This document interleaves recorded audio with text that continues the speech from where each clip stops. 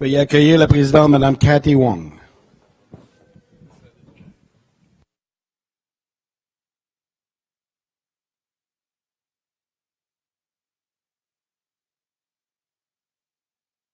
Bonsoir à tous et à toutes.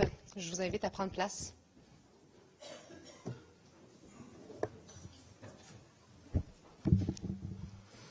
Alors, bienvenue à la période de questions du public.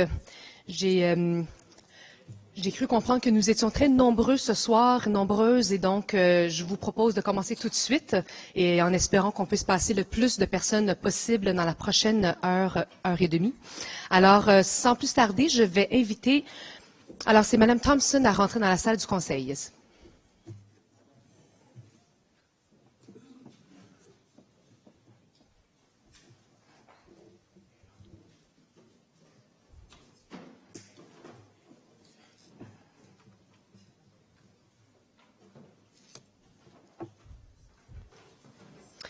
Bonsoir, Mme Thompson. Oui, bonjour, mesdames et messieurs. Oui, d'accord, oui. Vous pouvez déposer. Oui, merci. On vous entend. D'ordinaire, je parle à propos de REM, le réseau express métropolitain, mais aujourd'hui, je vais parler quelque chose d'autre, l'expansion de l'aéroport. Et si je peux, je voulais parler en anglais. I don't know when the decision was taken to expand the airport, 2015, 2016, but we are now on a carbon budget of 1.5 degrees centigrade. Airplanes are the 10th largest polluter in the world. Airplanes were excluded from the 2015 Paris Agreement. There is no binding, comprehensive international agreement to reduce airplane GES emissions. That being said, it was irresponsible of the Airport Authority to propose an expansion. It will make it possible for thousands more flights to take off.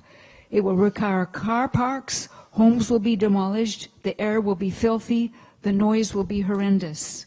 Worse, airport expansion violates the rights of children and future generations to a clean and healthy environment. It will subject them to flooding, wildfires, and weather extremes. What is Project Montreal doing to warn the Airport Authority about the serious implications of their disastrous decision to expand? Thank you for your question, Mrs. Thompson. Monsieur Caldwell, à vous la parole. Thank you. Thank you, Mrs. Thompson. I'll answer on the behalf of my colleague Robert Baudry, who is the relation with the airport. That being said, you know that the airport is under federal ruling, but at the City of Montreal, we're very concerned by the good insertion in Montreal for all the transit for people going to the airport. We're working with the airport to reduce the car park. As you've mentioned, it's a big issue for us. We need more transit to the airport. On the project of the expansion of the airport, Montréal-Trudeau Airport, we would be glad to have a meeting with you to discuss about the issue because it's a concern we share. We have to get better at reducing our carbon print on transport, and we will be working with the airport on that matter. Thank you, Mr. Caldwell. Mrs. Thompson, do you have a second question? Thank you.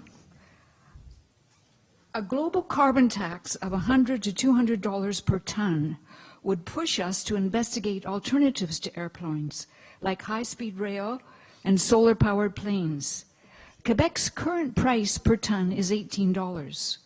Could the City of Montreal push the provincial government to raise the price per ton so that we can choose other modes for long-distance travel? It would help us meet our zero emissions target. Thank you, Mrs. Thompson, for your question. Mr. Caldwell? Nice debate. Thank you, Mrs. Thompson. We have to raise, socially, we have to raise those issues. That being said, here on the municipal level, we have some clear, we have a clear path for the way we function, the way our fiscality in Montreal works, that we adjust our fiscality to our environmental goals, to reduce carbon tax, to reduce carbon print. So we're working at our level on it because we can make a difference, and that's where we want to be productive. Thank you, Mr. Cadwell. Thank you, Mrs. Thompson. Have a good evening. J'invite maintenant M. André Julien à rentrer dans la salle du Conseil.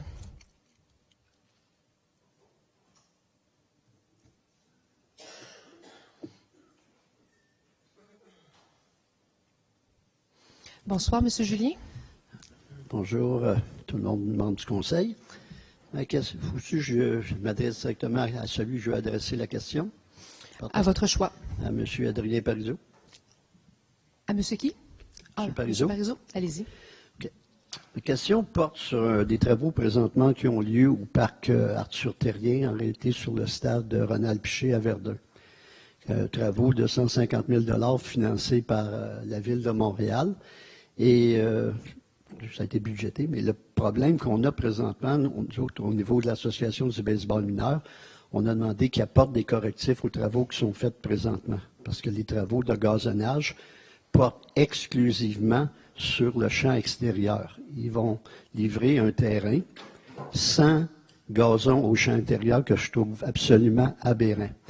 Parce que le problème qui se passe, si jamais on obtient des championnats provinciaux ou des championnats canadiens dans l'arrondissement de Verdun, on nous a dit, c'est pas grave, vous irez jouer dans un autre arrondissement. Je trouve ça inadmissible comme réponse. Puis si jamais ça arrive qu'on a un Canadien, la Ville de Montréal va être obligée de gazonner le terrain. Donc, ça va causer des coûts supplémentaires de plus. J'aimerais obtenir votre réponse là-dessus, M. Parizeau. Merci beaucoup, M. Julien. M. Parizeau, à vous la parole. Merci, M. Julien. Je vais vous faire dos là, pour être face à la caméra. J'ai discuté avec le maire de l'arrondissement de Verdun. Les services de l'arrondissement de Verdun et les services centraux de la Ville de Montréal, de la Direction des sports, ont évalué les besoins de l'arrondissement sur ce terrain-là, sur ces terrains-là spécifiquement. Et on en est venu à la conclusion que ce n'était pas une nécessité pour l'arrondissement de Verdun de devoir accueillir des championnats canadiens. On me dit que les championnats provinciaux, ça serait possible de les accueillir sur ce terrain-là, comme il est en ce moment.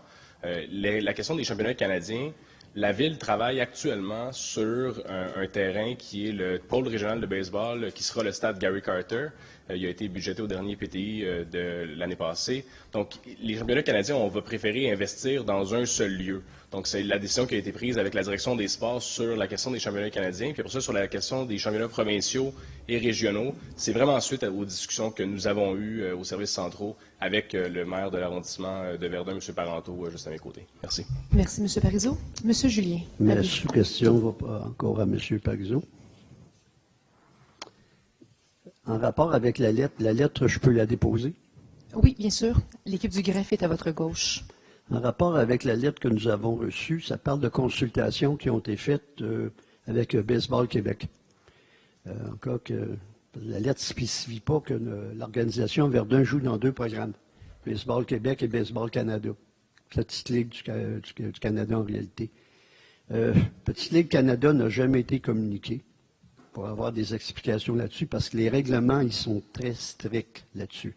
Si tu as un terrain qui n'a pas de gazon à l'intérieur, tu ne peux pas tenir de championnat canadien sur ce terrain-là. Donc, on a un problème, là. Je pense que les renseignements, la décision qui a été prise a été faite sur des renseignements erronés et incomplets. En plus de ça, on nous parle du stade Ronde-Lapointe. M. Ronde-Lapointe, le regretté Ronde-Lapointe, c'est un ancien coach de la Ligue nationale, c'est un ancien joueur de hockey. Il n'y a rien à voir avec M. Ronde Piché. Oui, et en conclusion... Je ne comprends pas qu'on nous envoie des lettres comme ça, moi. Parfait. Merci, M. Julien. M. Parizeau, à vous la parole. Dans le fond, vous avez raison que la question des championnats canadiens, comme je le disais, la Ville a décidé, a fait le choix très conscient de ne pas investir dans ce stade-là spécifiquement pour se concentrer sur un stade qui pourra les accueillir à Montréal, qui va être le stade Gary Carter. Puis, dans les discussions que j'ai eues avec votre maire, il ne faut pas oublier que quand on fait des terrains en gazon naturel, il y a des coûts d'entretien extrêmement importants pour les arrondissements. Donc, je pense que ça a aussi guidé le choix de l'arrondissement de Verdun de ne pas aller de l'avant avec un terrain 100% gazonné, comme vous le demandez.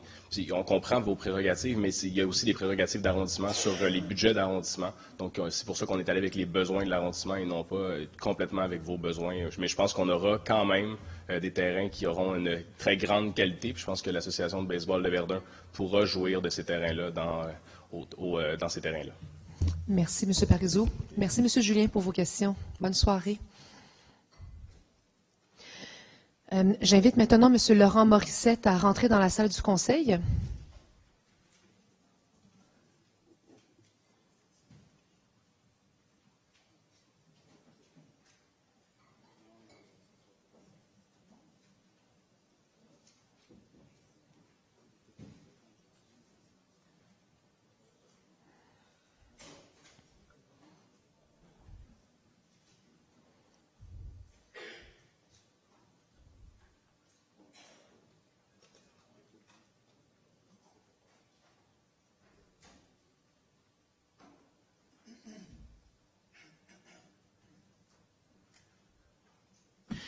Bonsoir, M. Morissette. Bonsoir, Madame la Présidente, Mesdames, Messieurs les élus. J'espère que vous allez bien. Écoutez, ce soir, je vais vous parler d'une chose que j'aurais aimé ne pas vous parler. Dans le sens que l'hiver s'en vient bientôt. Et puis, nous, au Rappelé, qu'on représente beaucoup de gens de profils différents. Des gens aussi qui ont des aidants naturels. OK?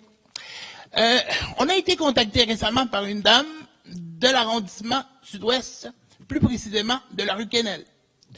Ça fait pratiquement un an, au mois de février 2020, qu'elle a fait une demande pour avoir un débarcadère pour que son fils puisse prendre le transport adapté. Moi, je me rappelle une discussion avec le maire Parenteau qui a dit que la ville avait pour objectif d'agir promptement par rapport à tout ce qui est les débarcadères et le déneigement.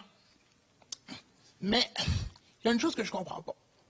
Comment se fait-il que malgré des appels répétés au 311, au moins 2, là, comment se fait-il que suite à une réponse de l'arrondissement du Sud-Ouest datant du 19 février 2019, ou quelque chose comme ça dans ce coin-là, il n'y a toujours pas de démarche de fait pour accorder un débarcadère à cette personne-là, à cette adresse-là, au 9205 Quesnel. Alors que, comme je l'ai répété tout à l'heure, la ville a dit que, en termes de débarcadère et tout ça, c'était leur volonté d'agir promptement. Merci, M. Morissette, pour votre question. M. Doré, à vous la parole. Oui, merci beaucoup, Madame la Présidente. Je suis vraiment navré d'entendre ça, M. Morissette. Vous me donnerez l'adresse en privé, puisque des adresses avec des 9000, ça n'existe pas dans l'arrondissement du Sud-Ouest. Ah oui, Donc, mais on pourra regarder, là, il n'y a pas aucun problème, c'est un détail. Chez nous, dans la division donc mobilité, on a eu beaucoup de mouvements de personnel, beaucoup de départs, et ça a été une année un peu plus difficile qu'à l'habitude. Je vous donne une raison, ça explique le délai qui n'est pas celui habituel pour avoir un débarcadère. Je vais aller vous voir, on va regarder l'adresse, puis rapidement, on va fournir ça à l'intérieur, effectivement, de la politique. Elle avait été travaillée dans le temps pour que ça soit, rapide, équitable, et on l'avait travaillé avec l'Ombudsman de Montréal. Merci, M. Doré. M. Morissette, avez-vous une sous-question? En fait, je vais juste faire un petit commentaire, parce que vous n'êtes pas sans savoir que pour assurer une pleine participation des personnes en mobilité réduite, il faut aussi s'assurer que la santé physique et mentale des aidants naturels soit préservée. Puis dans le cas qui nous occupe, cette personne-là qui nous a contactés à la dernière minute, vraiment, elle est vraiment au bout du rouleau. Donc moi, tout ce que je veux, c'est qu'une situation pareille ne se répète pas pour d'autres citoyens, parce que c'est clairement pas la seule personne qui vit les mêmes problématiques. Parfait. Merci, M. Morissette. M. Doré.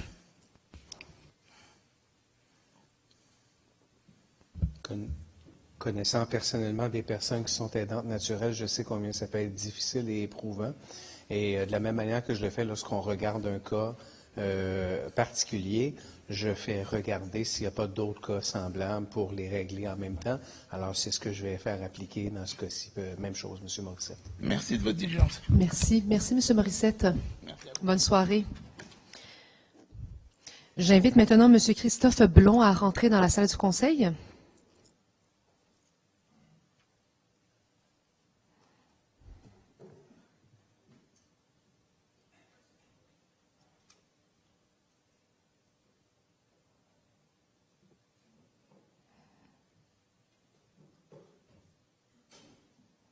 Bonjour, Monsieur Blond. Bonjour Madame la Présidente, Madame, Messieurs les membres du Conseil. Je parle au nom de l'ensemble des commerçants du marché Bon Secours. Les baux commerciaux pour la majorité des commerçants du marché Bon Secours expirent dans 4 ans. Beaucoup d'entre nous souhaitons investir dans nos locaux afin d'améliorer l'accueil et l'attractivité du marché, bien sûr celle également du Vieux-Port. Il est évidemment souhaitable de réaliser ces investissements avec sérénité et confiance dans l'avenir. Dans ce cadre, nous voudrions savoir si, à l'issue de ces 4 ans, il était envisagé de modifier la vocation actuelle du marché Bon Secours et si, au moment où je vous parle, d'autres projets seraient en cours. Merci, Monsieur Blond, pour votre question.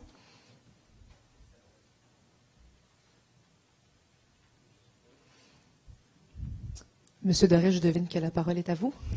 Oui. C'est pour le marché Bon Secours, parfait. J'étais avec M. Morissette, vous l'aurez compris, pour avoir la bonne adresse du M. Sarri-Canel. Alors, sur le marché Bon Secours, effectivement, je n'ai pas entendu nécessairement la question, mais je peux vous faire un topo. C'est ce que je me doutais, effectivement, sur le changement de vocation. Alors, il n'y a pas nécessairement de changement de vocation en tant que tel. Il y a bien sûr la Société d'habitation et de développement de Montréal nous avait signifié qu'il ne voulait plus opérer à perte le marché Bon Secours. Alors, on va le reprendre tel que prévu dans le budget 2019. On est en négociation, bien sûr, avec la SHDM pour voir comment on va faire ça exactement. Il y a des gens qui sont à l'emploi en ce moment de la SHDM qui nous seraient probablement utiles pour continuer certaines opérations, notamment ce qui est la location pour les différents baux avec les marchands, les commerçants et la partie événementielle. Donc, au moment où je vous parle, là, nous sommes toujours sur les opérations du marché Bon Secours. La mairesse et moi, nous sommes à plusieurs fois positionnés également pour la vocation publique du marché Bon Secours, le maintien également des commerces sur place au rez-de-chaussée. Alors, tout ça est public et on n'a aucun problème à le répéter et le réitérer. Merci, M. Doré. Est-ce que vous avez une sous-question? Non, pour l'instant, je vois. Parfait. Merci beaucoup, M. Blond. Bonne soirée. J'invite M. Matthew Chapman à rentrer dans la salle du Conseil.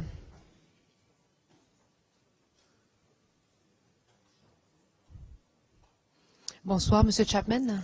Bonsoir, Madame Wong. À vous la parole. Madame la Présidente, tout le monde. Bonsoir. Nous sommes appelés à collaborer. Le gouvernement fédéral a été élu hier en minoritaire et ça nous pousse à tendre une branche à travers les aisles. Et je me demande de M. Perez, qui ne semble pas être ici en ce moment. Non, il n'est pas ici. Bon, une représentante du parti au moins. C'est quoi vos initiatives pour tendre une branche à Projet Montréal, pour collaborer sur le plan climat de la ville? Et d'autre part, c'est quoi les initiatives que l'administration a fait pour vous embarquer dans ce processus historique, vraisemblablement, qui devrait transformer notre ville, notre façon de se déplacer, se loger, etc.? Merci, M. Chapman, pour votre question. M. Miele, à vous la parole. Merci, M. Chapman. Alors, évidemment, comme opposition officielle, l'une des choses que nous tâchons de mettre l'avant, c'est des initiatives via, entre autres, le chapitre qui nous appartient à l'intérieur d'un conseil, soit la proposition de motion. Alors que ce soit lorsque nous avons proposé de bannir les bouteilles d'eau à usage unique ou que ce soit lorsque nous avons demandé une stratégie d'utilisation, d'élimination de plastique à usage unique ou que ce soit encore lorsque nous avons proposé un changement dans la politique et surtout le chauffage au mazout, donc une restriction. Ce sont des façons avec lesquelles l'opposition officielle met de l'avant des initiatives. Certaines sont reçues. Dans ces deux cas-là, l'administration a fait également siennes les recommandations du Conseil, que ce soit avec le nouveau plan qui est déposé aujourd'hui. Un mandat a été donné en commission afin que nous partions en commission publique pour donner notre opinion, mais venir entendre les Montréalaises et les Montréalais sur tout ce qui est plan qui nous mènera au combat au changement climatique. Alors, ce sont les façons que l'administration et l'opposition officielle travaillent ensemble dans ce même objectif. Monsieur Bielé. Monsieur Chapman, votre sous-question? Oui, merci. C'est décevant de voir des tweets, entre autres, qui décrient la guerre contre la voiture de la part d'Ensemble Montréal et ses députés, ses attachés. Et je souhaiterais que ce genre de communication publique soit modéré pour éviter une politisation davantage de cet enjeu. Et je propose que les deux partis représentés ici se rallient autour de 3 recommandations faites par Climate Action Network Canada. Les 3 recommandations vont dans le même sens que la déclaration MTL 400, dont je vous invite tous, comme d'habitude, à regarder bien et à soutenir. MTL 400, tu tapes ça, vous allez le trouver. Donc, il y a 3 recommandations ici que je vais vous soumettre tous les deux. J'ai juste une copie par souci de l'environnement. Mais je peux vous transmettre ça par courriel également. Et j'attends vos nouvelles des deux côtés, si ça vous convient de soutenir ces recommandations, de les amener vers l'avant. Bon, commentaire. Merci. Merci, Monsieur Chapman. Bonne soirée. J'invite Mme Claire Adamson à rentrer dans la salle du Conseil.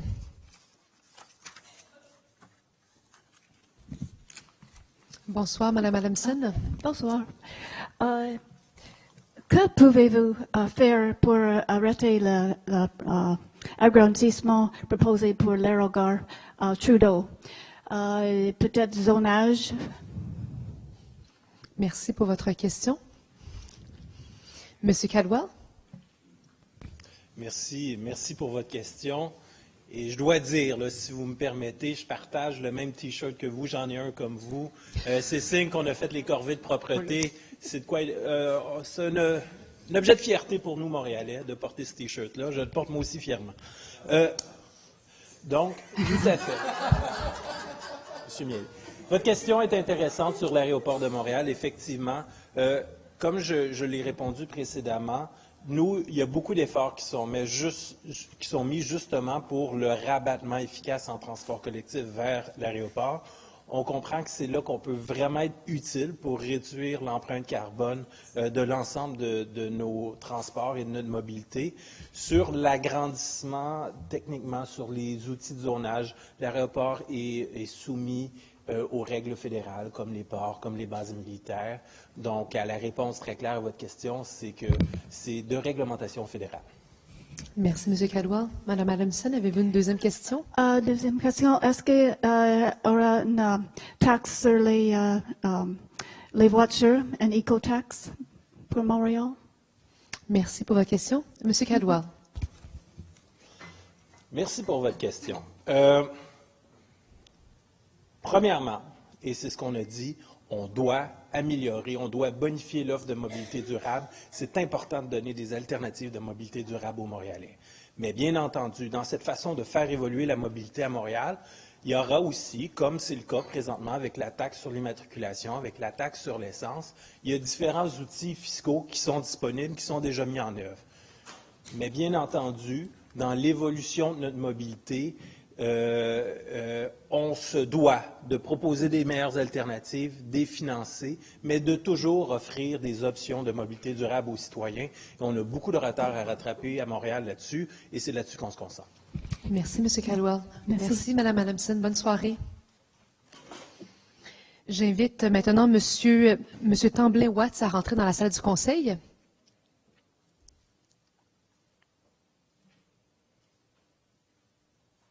Bonsoir, M. Tamblin-Watts. Bonsoir. I'm asking you a question on the part of Extinction Rebellion. The 8th of October, following a mass arrest of climate protesters, a group of persons was outside of a police station to offer support to women and youth upon release, as it was after midnight. This nonviolent, peaceful group was not a threat to public order. The police demanded that they moved, and they moved across the road. The police then asked them to move again 2 more times, first across the street and then away from the street entirely, so they had to just leave. This meant that there was no one there to meet the women and youth when they were let out of the police station in the middle of the night with no phones and no money. I found that really troubling, and my question is, by what authority can police ask peaceful citizens to vacate a public street? Thank you for your question. Madame Filato, à vous la parole. Bonjour. Thank you for your question. It's difficult to comment on specific events when I don't have all the details, so I won't necessarily get into the details of that event. We definitely don't want any citizens who are in need to be alone on the street, so we can look into it. Somebody from my team is going to be outside, and we'll come meet with you after to speak about it, but we definitely want to make sure that anybody in need gets the help that they require. Thank you. Do you have a second question you would like to ask? That's everything. Thank you very much. Thank you to you too. Have a good evening. J'invite maintenant M. Martin Dion à rentrer dans la salle du Conseil. Est-ce que Mme Michoud a désisté? Juste peut-être confirmer. Oui, parfait. Bonsoir, M. Dion. Bonsoir. On vous Madame écoute. la Présidente, Mesdames et Messieurs les élus, bonsoir. Ma question s'adresse au maire de Mercier-Oshaga-Maisonneuve. Ma question est suite au suivi. Je vais faire un suivi suite au débarcadère supprimé sur la rue Souligny, qui nuit par la piste cyclable, qui nuit au débarcadère. Ça vient chercher une réponse ce soir, ça en est rendu où au niveau de ce dossier. Je veux un suivi concret là-dessus, s'il vous plaît. Merci pour votre question. Monsieur Lessard-Blais, à vous la parole. Merci beaucoup, Madame la Présidente. Monsieur Dion, merci pour votre question et votre implication, encore une fois, pour tout ce qu'il y a d'accessibilité universelle. Écoutez, pas plus tard qu'aujourd'hui, nos équipes étaient sur le terrain pour modifier le tracé du rêve entre Saint-Émile et Honoré-Beaugrand, cette section du rêve-là nous avait mené à déplacer le débarcadère une centaine de mètres plus loin. Et suite à des interventions de citoyens, je pense particulièrement à Mme Fréchette et à M.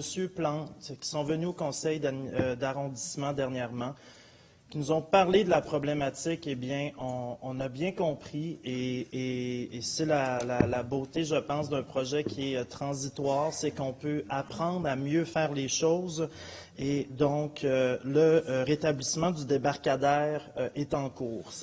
On devait rétablir cette erreur-là, c'était essentiel, particulièrement avant l'hiver, c'était l'engagement que j'avais pris auprès de Mme Fréchette et de M. Plante. Et on va pouvoir donc continuer à utiliser le REV, qui est une infrastructure très importante pour le développement du transport actif dans notre arrondissement.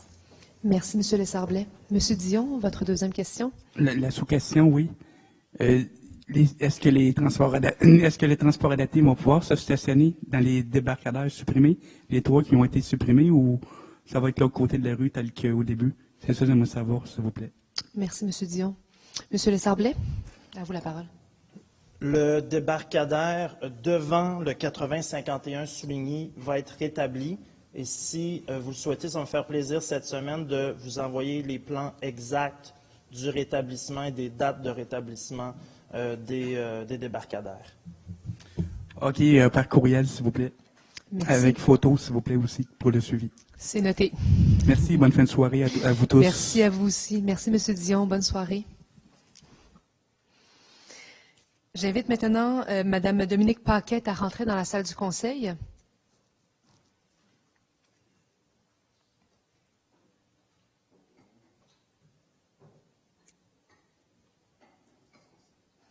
Bonsoir, Mme Paquette.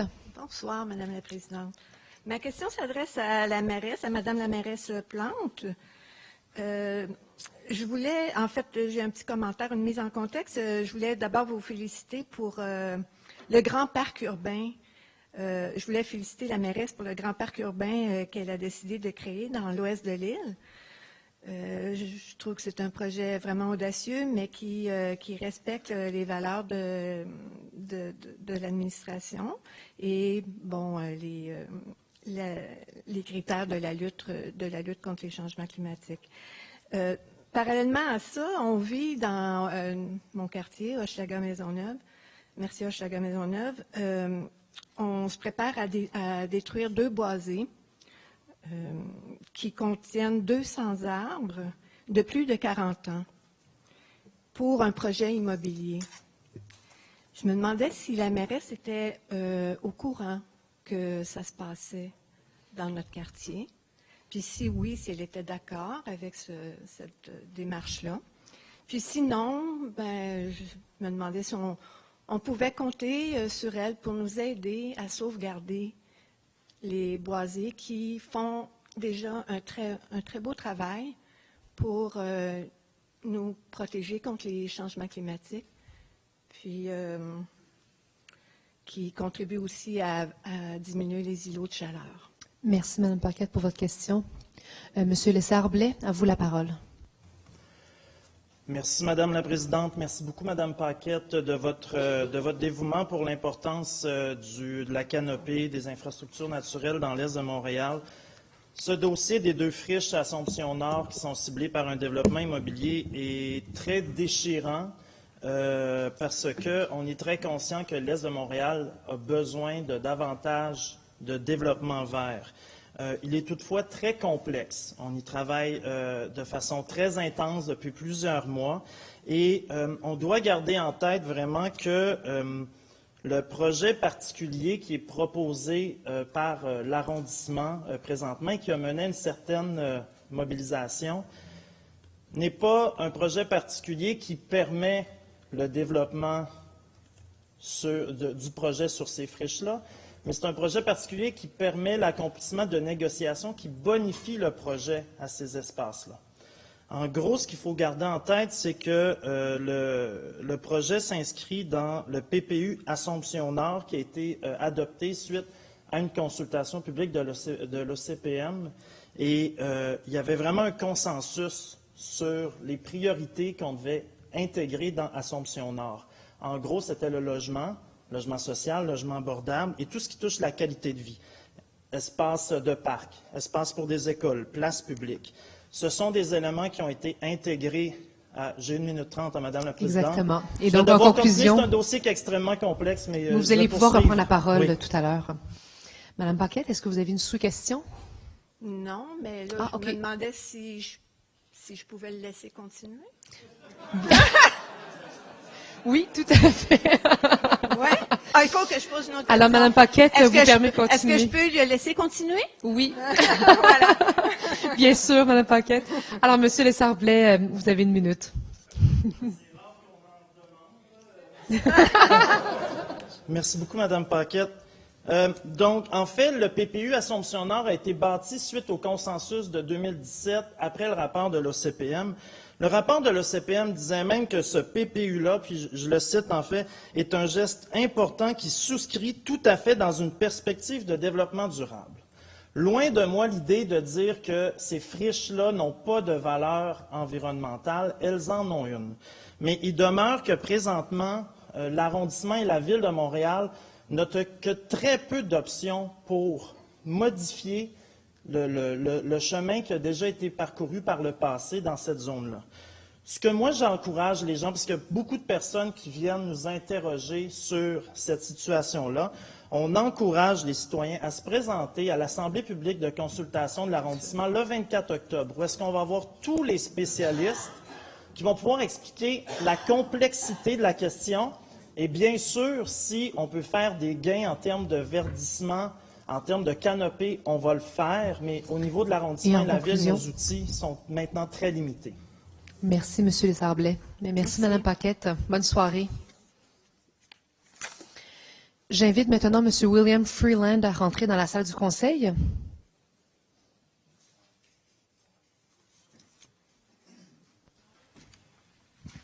Bonsoir, M. Freeland.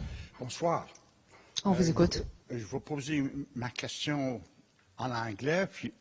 Of course. Yep. Go ahead. On the Sorry? Okay. On the 8th of October 2019, $2.5 million was announced for school zone security.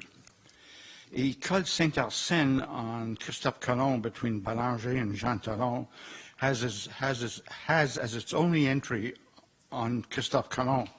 So the question to Mr. Caldwell is, would you consider an unloading zone, a cycling path, or other measures to slow down traffic, considering the speed limit in that area is not being respected? Thank you for your question. Mr. Caldwell? Or...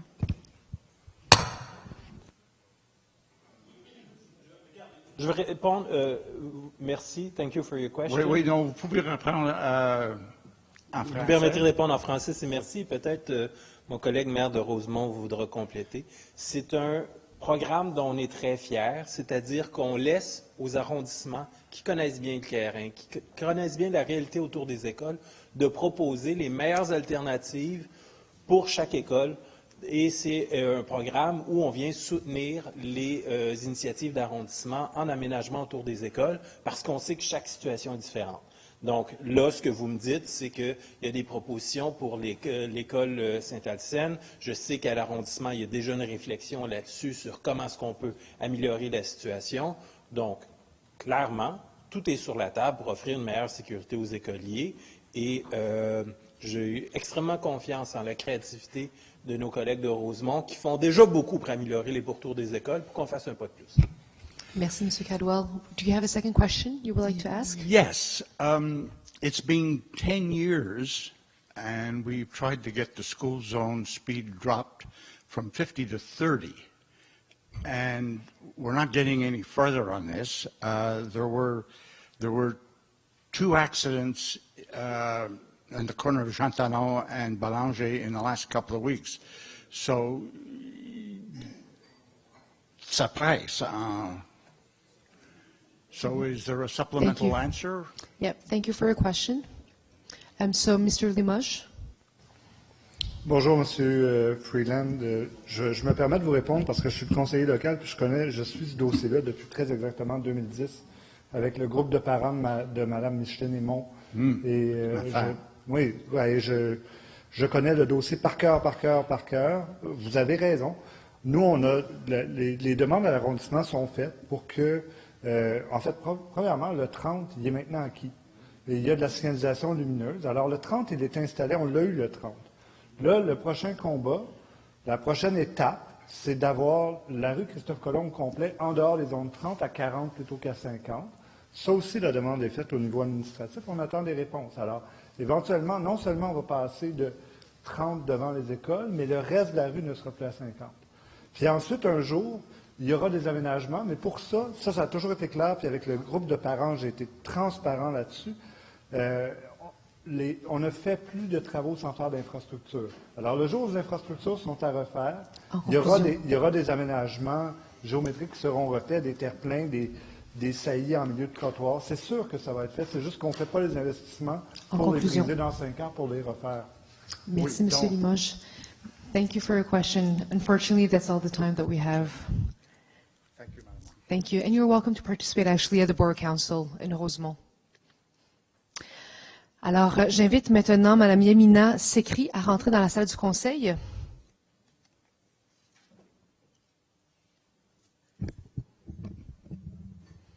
Bonsoir, Mme Sekri.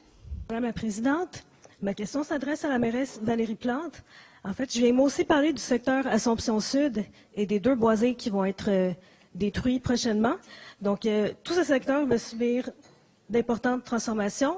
J'aimerais qu'on garde en tête que c'est un secteur qui est très minéralisé, aussi un secteur qui est victime de beaucoup d'îlots de chaleur. En fait, tout le secteur de Mercier-Ouest au sud de la rue Sherbrooke est vraiment laissé à l'abandon dans ce côté-là. Donc, en fait, vu que la Ville de Montréal a reconnu l'urgence climatique, je me demande si un tel projet peut vraiment... En fait, pourquoi on autorise les projets immobiliers à déroger au règlement 17055 de l'arrondissement Mercier-Hochelaga-Maisonneuve et à déroger à la préservation des espaces verts dans le secteur. Donc, est-ce qu'en fait, on peut vraiment dire que ce genre de projet suit la ligne de la Ville par rapport au changement climatique et aux îlots de chaleur? Merci pour votre question. Monsieur Lessarblay, à vous la parole.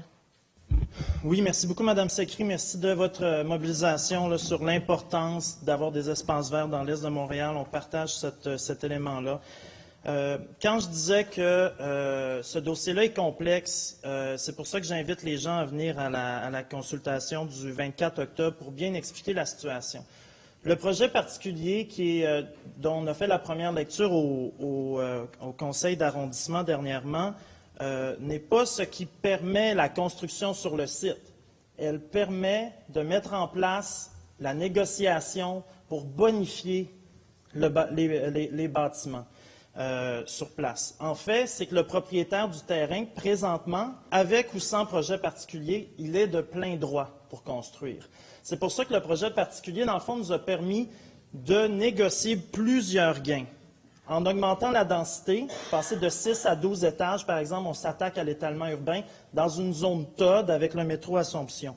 Ça nous a permis d'aller chercher 17 de logements sociaux, 15 de logements abordables, 20 de verdissement sur le site, incluant des places publiques, des rues de transport actifs et aussi une contribution à fin de parc sur le site.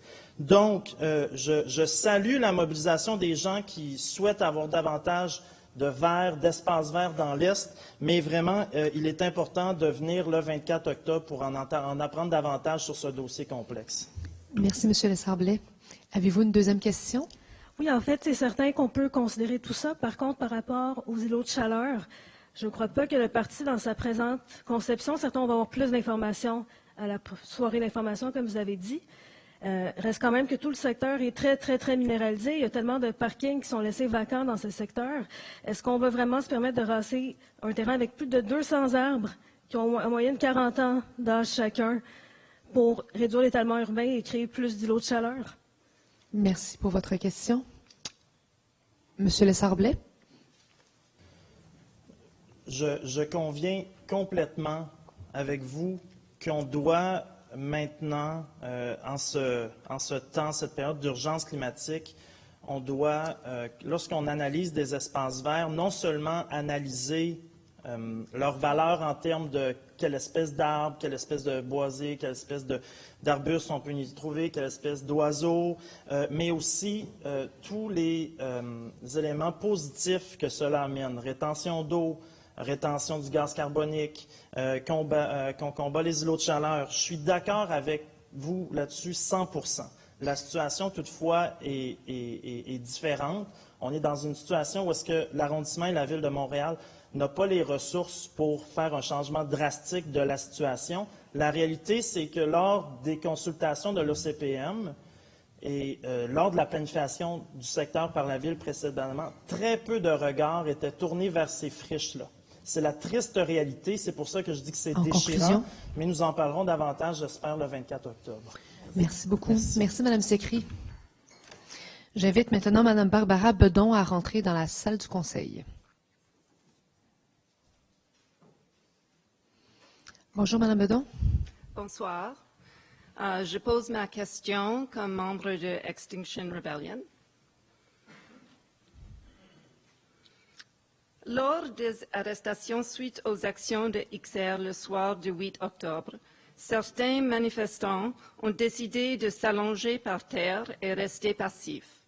À ce moment-là, les policiers ont dû transporter les manifestants. Dans plusieurs villes canadiennes et ailleurs dans le monde, nous savons que les policiers agissent avec un certain égard envers les citoyens dans de telles situations. À Montréal, le 8 octobre, c'était une toute autre chose. Les policiers surutilisent les points de pression pour forcer les manifestants à se déplacer. Dans certains cas, les manifestants se sont plaints que les policiers leur infligeaient une douleur telle qu'il était difficile de pouvoir se soumettre aux ordres des policiers et de marcher, et ce même après avoir souligné aux policiers qu'ils acceptaient de collaborer. Considérant que les policiers ont explicitement mentionné aux médias que les manifestants étaient non violents et ne présentait aucune menace, comment expliquez-vous les moyens utilisés par les policiers de la SPVM pour déplacer les manifestants? Merci pour votre question, Madame Bedon. Madame Filato. Merci, Madame la Présidente. Merci pour votre question. Comme je l'ai dit à une question antérieure ce soir, c'est difficile pour moi de répondre à des cas très précis, très particuliers. C'est pas mon rôle de le faire non plus. Cependant, sachez que pour nous, le droit de manifester, c'est certain que c'est un droit qui est fondamental et on ne peut pas se permettre d'accepter de la force excessive de la part du SPVM.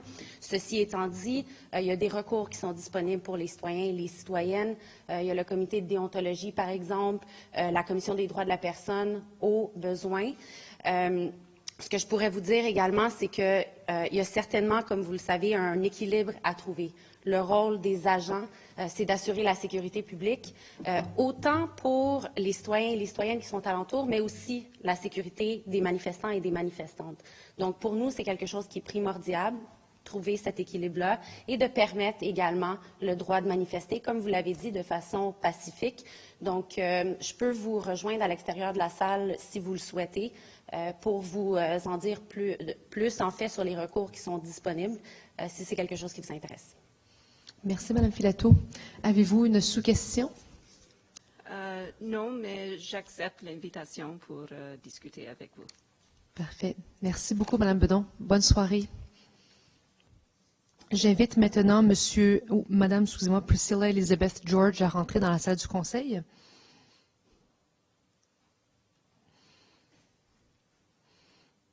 Bonsoir, Madame George. Good afternoon. Good afternoon.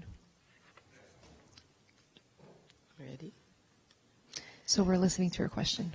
We are here today regarding bluebonnets. There was a lot of interest recently on bluebonnets after you announced that cancellations. We are coming up soon. We are here to submit a letter with our demand. Our demand is very simple.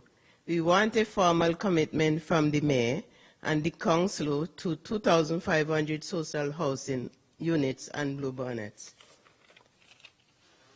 This demand has been supported by the committee for a long time. Some people have been fighting for 20 years. Some of them even died while waiting for bluebonnet to happen. There is a dire need for social housing right now. As we are facing a housing crisis in Montreal, it is more and more difficult for people to find a home that they can afford. The rents have been increasing too much in the recent years. Everyone needs a roof on their head. It is unthinkable that in a rich country like ours, people are homeless. Bluebonnet could be a solution to these issues. Bluebonnet is public land. It is the city's responsibility to ensure that enough social housing is going to be built on it. You said, Plant, that 20% of social housing is going to be built on site. However, this is not enough at all considering the needs. Thank For you. instance, Mrs. George, I'll let the administration answer, and then I'll come back to you for a second question after. Okay, thank All right. you. Mr. Sauvé? Hello, Ms. George. Thank you for coming to Council today. So indeed, the Bluebonnets is a big project, and we're really excited to get it done. We're still in the very early phases of the project, however. So indeed, there will be a significant amount of social housing. We do want that. As you know, our administration has pledged to create 6,000 units of social housing during our mandate. That's not a small number. It's a very ambitious number. And I want to continue on in that process for the years to come after our mandate. So Bluebonnets is an excellent opportunity to do so. There will be consultations. There will be a number of consultations. I understand there was some members from CAFRU here before, Project Genesis, about Bluebonnets. We want you guys to participate in this consultation, to depose briefs, to speak on it, and fight for the social housing as well, because we do want it to be a very important component of this project. But again, we're really in the early phases of the project at this time. Thank you, Mr. Sauvé. Mrs. George, would you have a second question? Well, the question that I really want to find out, how long are we going to wait for this to happen? Because there are so many families on the street. They can't do anything. The landlord and the janitors is giving so much problem, put people out from their homes, and then they're on the street. They have nowhere to go. What are they supposed to do? Thank you for your question. Monsieur Sauvé? Thank you. Thank you for the question again. It's something that we're very excited to do. We don't have a specific timeline now, but as you can see, the administration is taking steps in the right direction to get this project done. It's an amazing opportunity to create this social housing, create mixity. And as we see, we're going to be very ambitious as well in terms of ecology for the neighborhood. So it's something we do want to get done. There is work that we have to do with Quebec government. There's major infrastructure that's needed. There's transport plans that needed. And with all this, there will be a very vast consultation process. And it's not something we take very lightly. We want a large swath of the population to take part in this consultation process, make these demands heard, and make it very clear, because we'll have to move together. And poverty and housing, houselessness, under-houselessness, homelessness is an extreme problem for us, and that's something we want to try to regulate as best we can. And that's why we're extremely ambitious on this file. So thank you. Let's keep the conversation going, and do please participate in the upcoming consultations about the Hippodrome. We all will do. Thank you very much. I have a mail for the... Yes. Well, the clerk is on your left side, and you can give him the Thank you envelope. very much. Thank you, Have a Mrs. good George. evening. Have a good evening. J'invite maintenant M. Luc Bisson à rentrer dans la salle du Conseil. Bonsoir, M. Bisson. Bonsoir à vous tous. Agent de liaison du syndicat d'Écoles Bleues regroupées de Montréal, section locale 301. Le marché Bon Secours est l'un des 10 plus beaux édifices patrimoniaux du Canada et un incontournable attrait touristique pour Montréal. À plusieurs reprises, l'entreprise privée n'était pas en mesure d'intervenir aux différentes anomalies qui survenaient régulièrement dans ce bâtiment. Fuite d'eau, alarmes d'incendie répétitives, des méthodes de travail déficientes, tous ces problèmes engendraient des coûts supplémentaires d'entretien. Lors du renouvellement de la dernière convention collective, on a augmenté les effectifs Col Bleu, ce qui a permis de régler les différents problèmes reliés à l'offre de services et à l'intégrité du bâtiment. Dernièrement, les employés Col Bleu du marché Bon Secours ont reçu une lettre de licenciement collectif. Le mois dernier, j'étais ici même, à ce micro, questionnant l'opposition au sujet de la perte d'expertise chez les agents de sécurité. Ma question à la mairesse de Montréal. Aujourd'hui, n'êtes-vous pas en train de faire la même erreur, c'est-à-dire de perdre l'expertise des employés qualifiés du marché Bon Secours en les congédiant? Merci pour votre question, M. Bisson. M. Doré, à vous la parole. Merci beaucoup, Madame la Présidente.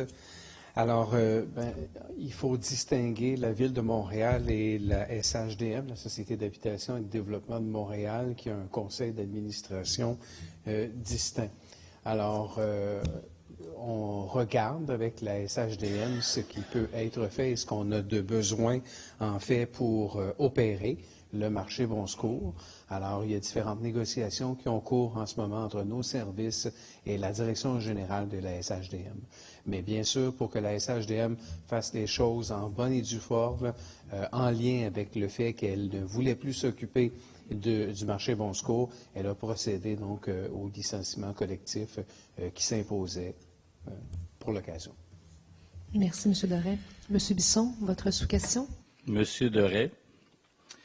Tel que vous me l'avez dit le mois dernier, considérant que votre administration favorise nettement l'expertise interne, qu'entendez-vous faire pour assurer que ces travailleurs dédiés au marché Bon Secours depuis plus de 20 ans conservent leur emploi?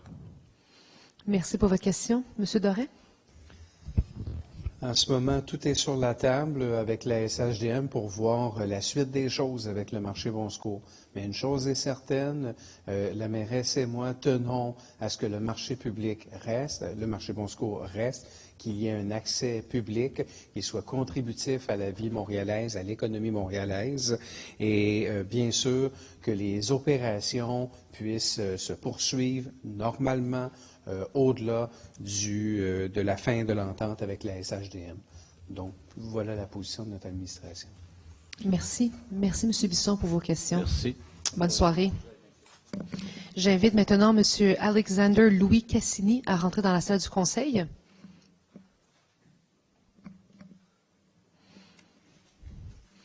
Bonsoir, M. Cassini. Bonsoir.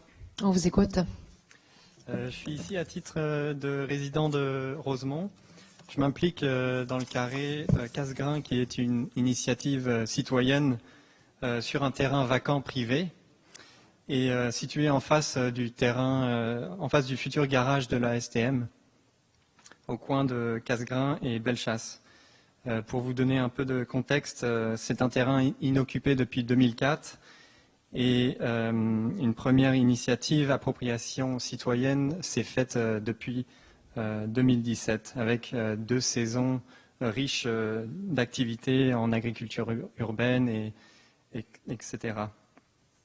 En avril 2019, la réserve foncière a été décrétée par l'arrondissement et récemment, en octobre, nous avons assisté à la destruction assez tragique du terrain et par le propriétaire. Donc ma question s'adresse à Monsieur Doré et ma question est où en est l'acquisition du terrain auprès de la SGPI aujourd'hui? Merci pour votre question. Monsieur Doré, à vous la parole. Oui, merci beaucoup, Madame la Présidente. Les démarches vont bon cours. L'avis de publication a eu lieu il y a environ il y a quelques jours. On l'a publié donc il y a quelques jours.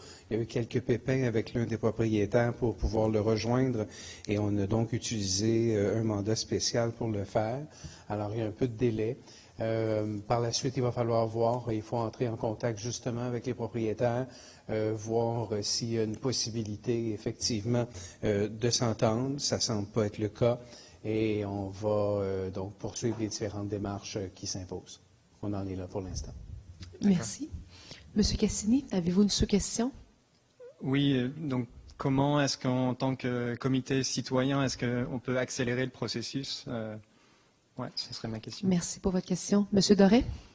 Je vous dirais qu'à ce moment-ci, tant les élus que les gens du comité citoyen vont faire les spectateurs, puisqu'on est vraiment en démarche légale. Alors, si il y aura décision un jour, à un moment donné, d'une orientation X ou Y, dépendamment des démarches légales, les élus à ce moment-là auront à donner une orientation. Il y aura bien sûr les gens de l'arrondissement qui pourront consulter les gens du comité citoyen. Mais pour l'instant, on est vraiment en démarche légale. Alors, on va laisser les gens au dossier travailler. D'accord. Merci. Merci pour vos questions. Bonne soirée. J'invite maintenant Mme Anna Gignac-Eddy à rentrer dans la salle du Conseil.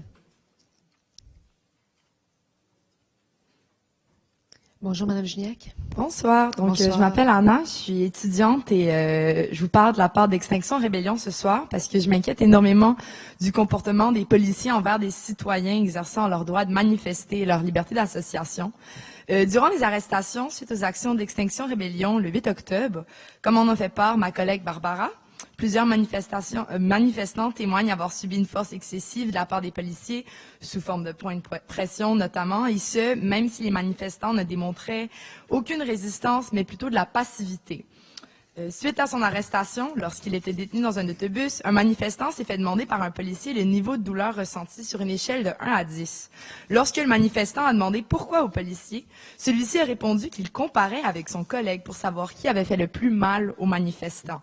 Est-ce que vous trouvez normal que les policiers de la SPVM fassent un concours pour savoir qui infligera le plus de douleur aux manifestants pacifiques? Est-ce que c'est vraiment une culture qu'on peut tolérer au sein de la SPVM? Merci pour votre question. Madame Filato. Merci pour votre question.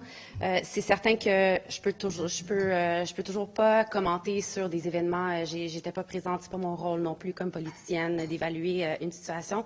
Mais si une telle situation se produisait, c'est sûr on ne peut pas accepter un tel comportement. Il y a des recours qui existent pour les citoyens, donc le comité de déontologie.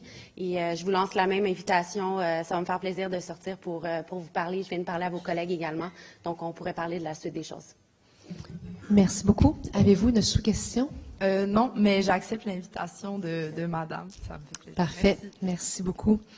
Je vous informe qu'il s'agit de la dernière question sur la question des manifestations et de la police et du SPVM. Nous avons une limite de 3 questions sur chacune des thématiques pour favoriser une diversité des sujets. Alors, j'invite maintenant Madame Hélène Lefranc. Bonjour. Ah. Je viens également à titre personnel et résidente de la rue Casgrain. Je suis également impliquée dans le terrain vacant qui a fait l'objet d'une reprise par les citoyens parce que c'était. Et puis j'ai entendu la réponse de Monsieur Doré. En fait, je voudrais savoir les démarches légales dont on parle, combien de temps elles pourraient prendre par rapport aux propriétaires et à la réserve foncière et aux négociations. À quoi on peut s'attendre en tant que citoyen, puis parce que là, il y a vraiment un momentum, puis il y a eu quasiment de la violence. Alors, je voulais savoir Merci un peu pour votre question. juste à quoi on peut s'attendre. Parfait. Merci. Monsieur Doré, à vous la parole. En fait, un avis de réserve, lorsqu'on émet un avis de réserve, c'est bon pour 2 ans et renouvelable un autre 2 ans. Et donc, c'est pour nous permettre d'acquérir à l'intérieur de 4 ans. Mais une fois qu'on veut acquérir à l'intérieur de 4 ans, là, on entre en différentes négociations. Et donc, ça peut être, on peut s'entendre sur un prix, ça peut prendre beaucoup de temps, ça peut prendre plus ou moins de temps. Ou sinon, on ne s'entend absolument pas et on doit aller au tribunal administratif du Québec. Et là, un acompte provisoire, etc. Donc, ça peut prendre beaucoup de temps, ça peut prendre pas beaucoup de temps. L'avenir nous le dira, mais assurément, notre administration a fait les démarches de façon diligente et l'avis a été publié donc ce mois-ci. Donc, on va suivre le dossier. Merci, M. Doré. Est-ce que vous avez une sous-question? Est-ce que je dois comprendre de ce qui a été répondu tout à l'heure que ça semble, vous avez répondu que ça semblait pas être le cas, que le propriétaire soit d'accord, il a déjà dit non à l'idée de vendre le terrain à la ville? Merci pour votre question. Monsieur Croteau, à vous la parole. Oui, merci pour votre question. Je vais compléter pour la mise en contexte aussi et la suite des choses. Si je voudrais comparer à un autre terrain qui est similaire, celui qui est aujourd'hui l'îlot des Murmures dans le Vieux-Rosemont, qui est un terrain de la même grosseur, 4e avenue, adjacent à la rue Masson. Il y a 3 ans, on avait mis une réserve foncière et l'acquisition s'est faite rondement. Il n'y a pas eu de résistance. Il y a eu une négociation, acquisition en moins de 2 ans. Le propriétaire était collaboratif. Malheureusement, dans la situation où on se retrouve, on est un peu plus dans le contexte du parc des Gorilles, où on a un propriétaire qui risque peut-être d'être moins collaboratif. On ne le souhaite pas, bien entendu. Dans le cas présent, tout va dépendre naturellement de la volonté du propriétaire de vouloir négocier ou étendre pour attendre une expropriation et se retrouver devant le tribunal administratif. Et ça, malheureusement, ça ne dépend pas de la volonté de l'administration ou encore du service du SGPI sur cet élément-là. Sachez par contre que les réserves financières en arrondissement sont de côté et nous sommes prêts à acquérir dès que le moment sera venu, c'est-à-dire dès qu'il y aura une entente que nous souhaitons la plus rapide possible dans les circonstances. Et j'étais là avec vous quand ça s'est produit. Naturellement, nous sommes absolument désolés de la situation et nous déplorons ce qui s'est passé. Ce n'est pas ce que nous souhaitons et c'est pour ça que nous sommes encore plus motivés pour acquérir ce terrain le plus rapidement possible. Merci beaucoup. Merci. Madame Lefranc, avez-vous... Parfait. Merci beaucoup. Bonne soirée. J'invite maintenant Madame Micheline Aymon à rentrer. Ah oui, excusez-moi. La première période de questions est terminée. Monsieur le leader. Madame la Présidente, fidèle à notre tradition, nous allons poursuivre pour 30 minutes. Merci, Monsieur le leader. Alors, la période de questions est prolongée de 30 minutes. Madame Aymon, à vous la parole. Bonjour, je suis en effet Micheline Aymon. Et je suis ici pour parler de... premièrement, ma question s'adresse à Monsieur Caldwell, avec copie conforme à Madame Valérie Plante. Bonjour, Madame. Alors, je suis ici aussi pour parler de l'école Saint-Arsène sur Christophe Colomb. Juste pour situer les gens, Christophe Colomb est une véritable autoroute urbaine avec 3 voies de chaque côté et une voie centrale qui donne l'impression qu'on peut rouler à 100 km/h sans problème. Or, il se trouve que sur cette avenue, il y a 3 écoles primaires. On a fait plusieurs demandes pour apaiser la circulation. Notre dernière, là, on comprend que certaines mesures peuvent prendre du temps parce que les infrastructures ici et là, on comprend ça. Mais on a demandé, notre dernière demande était d'installer des feux piétons prioritaires, 4 petits bonhommes, aux 2 intersections les plus dangereuses dans l'arrondissement, Bélanger et Christophe Colomb. Ça a été refusé. M. Limoges nous a dit que ça a été refusé par M. Caldwell sans aucune explication. Alors, je suis ici ce soir pour, s'il vous plaît, demander des explications, parce que moi, ça me dépasse. Merci, Mme Aymon, pour vos questions. Madame la mairesse, à vous la parole. Oui, merci beaucoup pour votre question. Merci d'être ici au conseil municipal. Vous savez, l'école Saint-Arsène, en fait, moi aussi, je la connais bien. Mon collègue qui représente fièrement le district, mes enfants ont fait l'école Saint-Arsène, les deux. Donc, vous avez raison que la rue Christophe Colomb, elle est très... ça roule.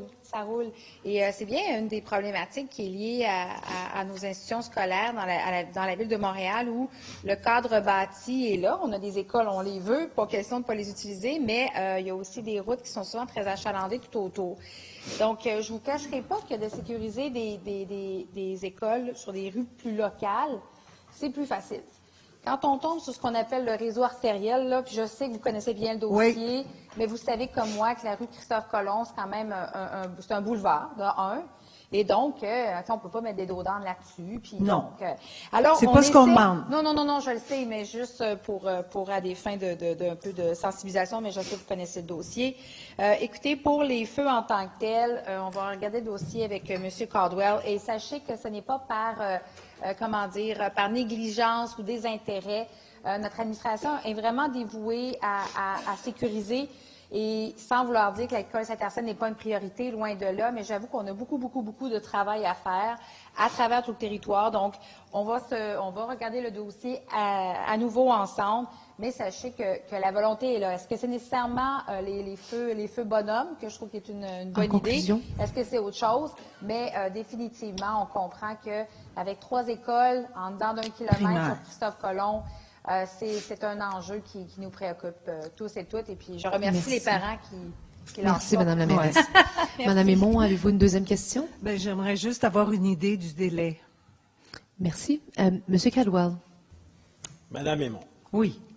Savez-vous ce qu'on va faire dans un premier temps? OK. Monsieur Limoges, moi et vous, OK. On va se pointer devant l'école, on va regarder la situation, je vais ressortir la liste de tous les dossiers, les demandes qui ont été faites dans l'arrondissement, de toutes les interventions qui ont été faites. On disséquera ce dossier autant que possible pour amener la meilleure solution possible. C'est un rendez-vous que je vous offre.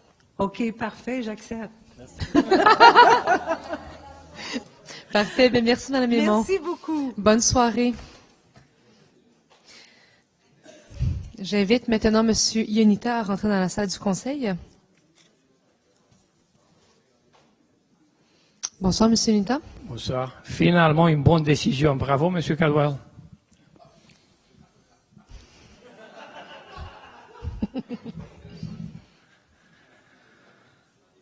Bonjour, M. Limoges. Je suis sûr que vous allez répondre ce soir.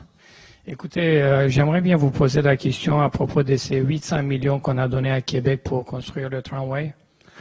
Pourquoi on a donné l'argent là-bas pendant que nous, on augmente les taxes à Montréal parce qu'on fait des comment ça s'appelle, contraventions, les ci, les ça augmente. Pourquoi on a donné les 800 millions? Et en plus de ça, ce que ça me chicote, je ne sais pas si c'est vrai, peut-être que vous allez me confirmer, Madame Plante, que vous allez retirer les 800 millions si les conservateurs vont gagner. Merci pour votre question. Monsieur Caldwell, à vous la parole. Il faut saluer toute la créativité qu'a eu Montréal, qu'a eu la mairesse Plante dans ses relations avec Québec pour faire débloquer des projets de transport collectif, pour permettre à d'autres villes de débloquer les leurs aussi. Il n'y a que de bonnes nouvelles dans ce dossier-là, dans notre capacité à négocier avec les paliers supérieurs, alors que certains disaient que ces projets-là n'auraient pas d'écoute, n'auraient pas d'avancée. Saluons ce qui a été fait dans ce cas-ci. Je ne peux voir de conclusion autre dans ce dossier-là que l'imagination au pouvoir, la persuasion au pouvoir pour faire débloquer des projets. Merci, M. Caldwell. M. Unita, avez-vous une sous-question? Madame Plante, moi je ne conteste pas le fait qu'on doit créer l'innovation que M. Caldwell il parlait tantôt. Moi je vous demande pourquoi vous avez sorti des poches des Montréalais 800 millions pendant que vous augmentez les taxes, pendant que vous augmentez les contraventions, pendant que vous nous faites payer davantage. Le problème, c'est que cet argent, on l'a besoin ici. Même avant moi, il y avait un monsieur qui voulait avoir juste du gazon sur son terrain de baseball. Et là, vous avez dit qu'il y a des problèmes, des ci, des ça. En tout cas, il n'y a pas d'argent pour nous, mais vous donnez 800 millions. En plus de ça, conditionné que le Parti conservateur perd et que les libéraux sortent en avant. Merci, M. Caldwell.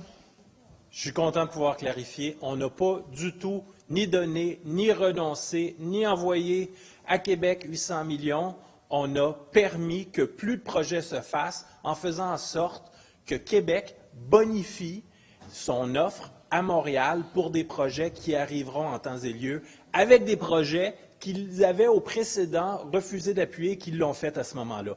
Donc, pas du tout. On n'a pas eu moins, on a eu plus.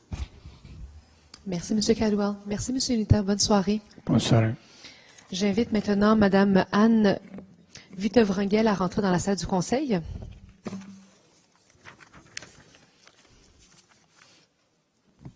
Bonsoir. Bonsoir. Donc, je vous présente Benchi, une chienne Mira de 7 mois, donc elle va être peut-être un peu enthousiaste. Je suis ici pour vous parler du parc canin d'Outremont, qui est un lieu magnifique, qui est un lieu public et qui est un lieu unique. Je suis ici parce que je suis un peu inquiète, car j'ai entendu dire qu'il y aurait une possibilité qu'il soit amputé de façon importante en faveur des automobiles.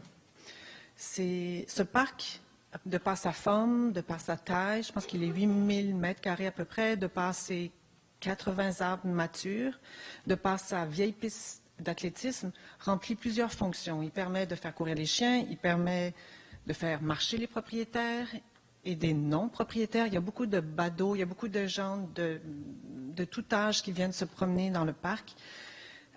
Et je me demande la question si Mme Plante, j'ai oublié de vous dire que la question est adressée à Mme Plante, comptez-vous protéger le parc canin d'Outremont et maintenir ses acquis, superficie et forêts de 80 ans matures dans votre vision innovante d'une ville plus verte?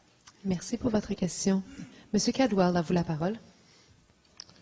Merci. Je comprends tout à fait votre réaction parce que si effectivement l'opération était de démanteler un parc canin, couper des arbres pour faire plus de place à l'automobile, j'aurais eu exactement la même réaction que vous. On rencontre à la ville l'association du parc canin où on met carte sur table et on explique les différents enjeux qui sont des enjeux de sécurité routière, d'aménagement pour l'ensemble du site Montréal, pour lequel il y a la création de plusieurs parcs locaux sur de l'espace qui était minéralisé jusqu'à il y a quelques semaines. Donc, bien entendu, c'est un parc qui remplit une fonction essentielle, qui est vivant, qui est vibrant au service des citoyens et des propriétaires de chiens d'Outremont. Et ça sera conservé. Monsieur le maire d'Outremont et moi, on s'y est engagés. Quant à la question de l'aménagement des parcours routiers pour les piétons et pour les cyclistes, il y a des enjeux de sécurité avec ce qui sera le réaménagement du parc Rockland. Donc, je comprends votre inquiétude. Si l'idée, c'était d'enlever un parc pour faire la place à l'auto, ça serait une grossièreté. Ceci dit, on n'est pas du tout là-dedans. On est dans le réaménagement de la voie publique, l'aménagement de parcs locaux.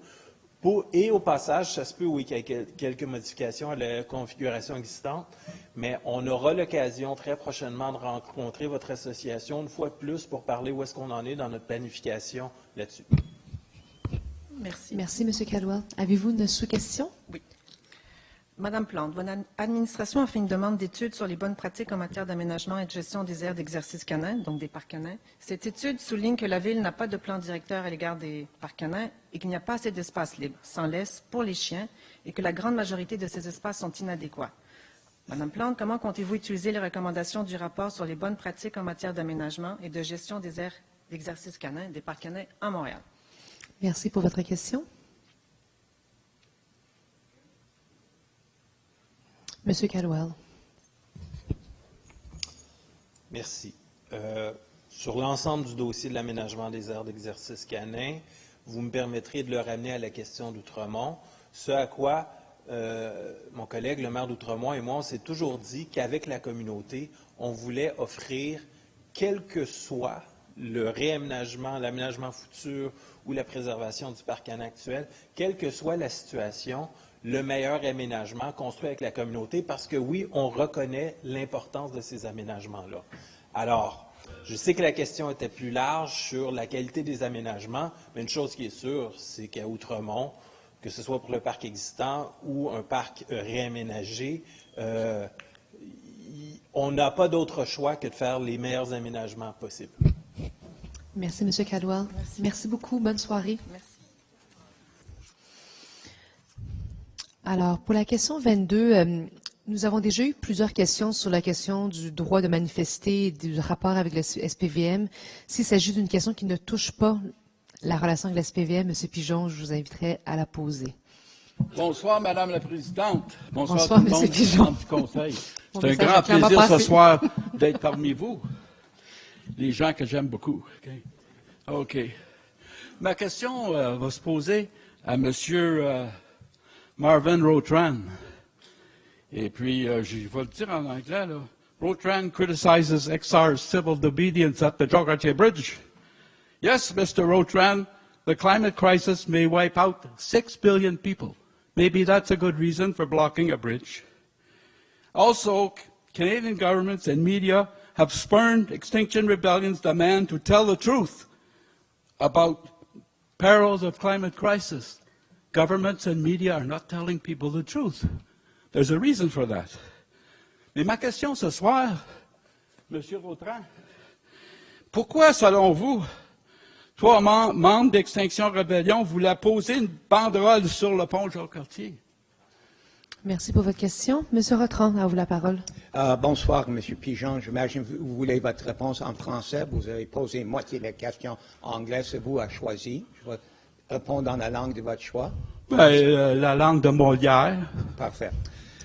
Monsieur Pigeon, ma position est pareille à celle de Valérie Plante.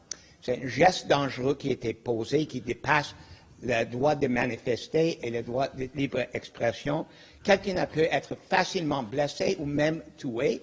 Et également, ça a bloqué des véhicules d'urgence. Les journaux étaient pleins des rapports des gens qui ont des rendez-vous médicaux qui n'ont pas pu passer à cause de ça. Monsieur Pigeon, je ne dis pas qu'on ne doit pas garder le droit des gens de Extinction Rebellion ou des autres personnes de mettre d'avant leur point de vue. Le changement climatique, c'est grave, sérieux. Chaque membre du Conseil est au courant et veut trouver des gestes qui vont réduire notre empreinte carbone et réduire les émissions de gaz à effet de serre. Beaucoup des débats ici au Conseil touchent l'électrification des transports, les autres choses qui sont dans le domaine municipal. Mais ce n'est pas à dire que les élus municipaux comme Mme Gosselin, Mme Plourde et des autres doivent conseiller des gens de bloquer des ponts, de faire des gestes illégaux. On ne choisit pas les lois qu'on veut respecter. Merci beaucoup, M. Rotran. Ma question supplémentaire. Allez-y.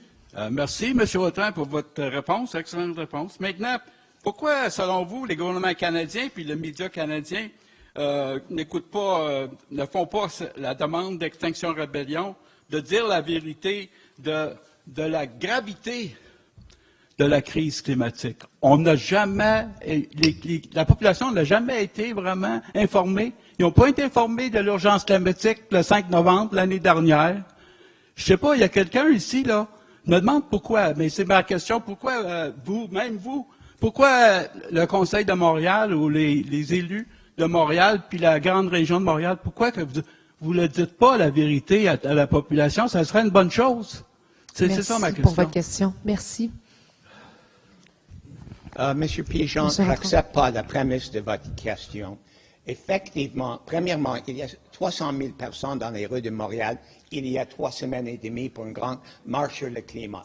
Deuxièmement, hier, il y était une élection fédérale.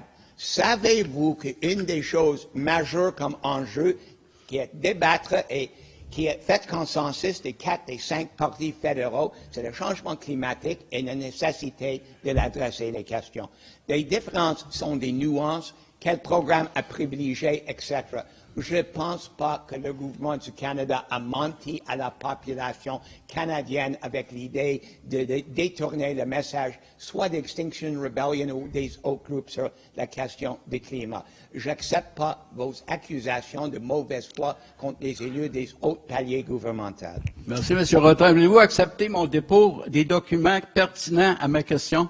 Bien sûr. Alors, vous pouvez les déposer au greffe à votre gauche. Merci, monsieur. Merci, Ben, monsieur bonsoir Pigeon. tout le monde. On reprend ça le mois prochain ou la prochaine séance. Merci. À la prochaine séance. Bonne soirée, Monsieur Pigeon. Alors, j'invite Monsieur Faulkner à rentrer dans la salle du Conseil. Je me permets de répéter que nous avons déjà eu 3 questions sur les relations avec la SPVM et donc, s'il s'agit d'une question qui ne touche pas la SPVM, vous pouvez la poser. Alors, Monsieur Faulkner.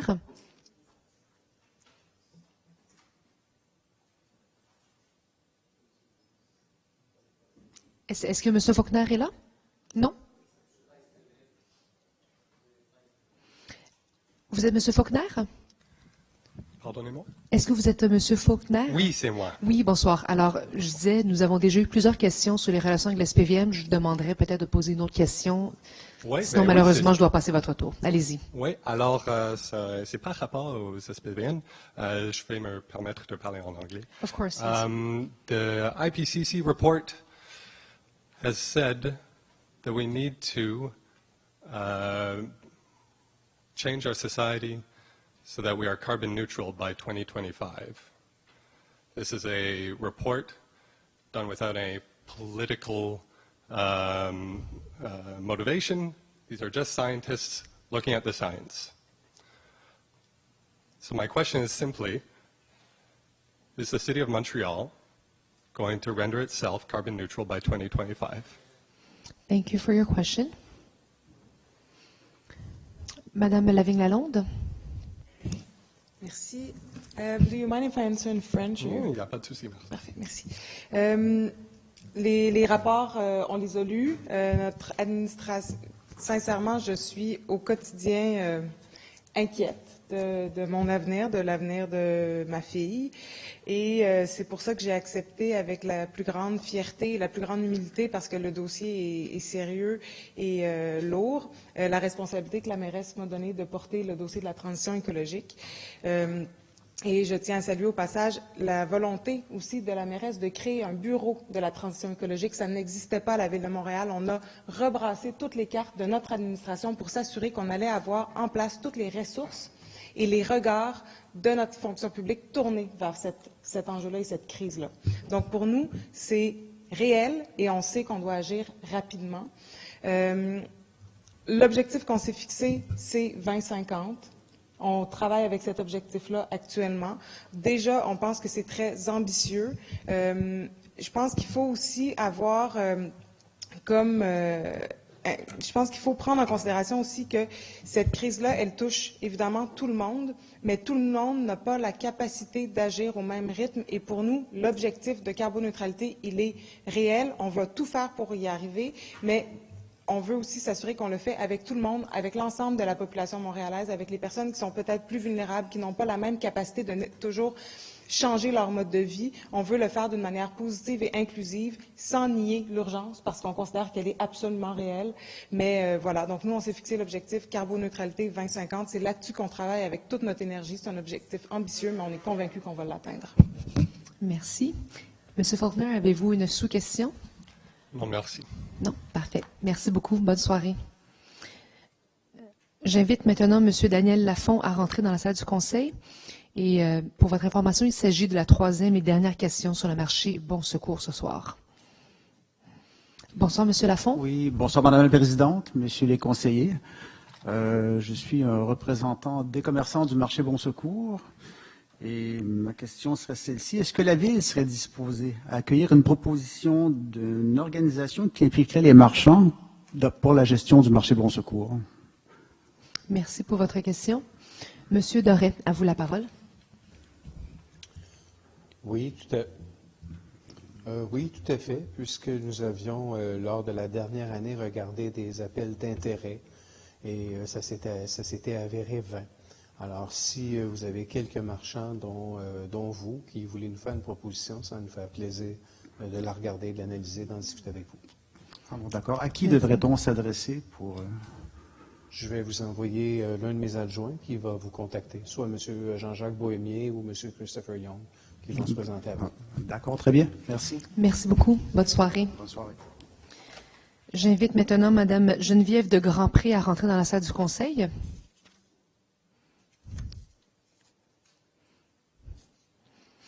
Bonsoir, Mme de Grandpré. Bonsoir. Bonsoir, tout le monde.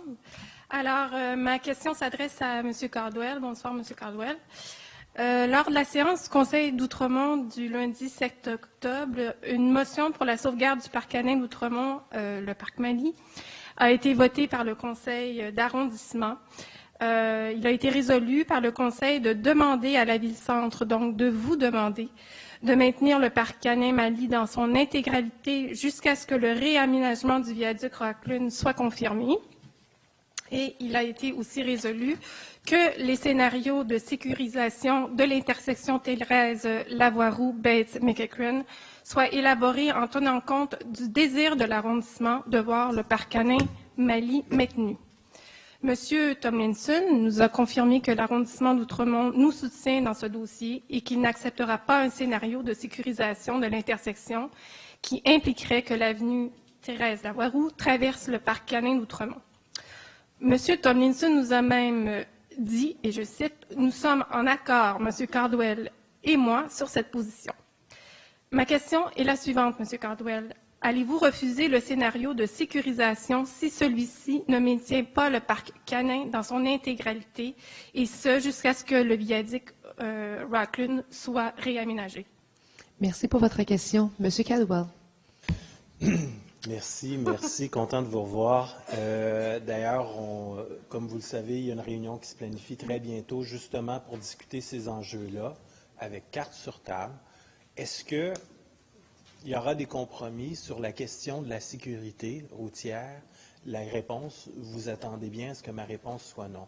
Donc, on travaille justement avec toute l'agilité requise pour trouver le meilleur scénario qui permet de garder les armes en place, qui permet de minimiser les impacts sur le terrain, tout en allant chercher une sécurisation de l'intersection qui est essentielle.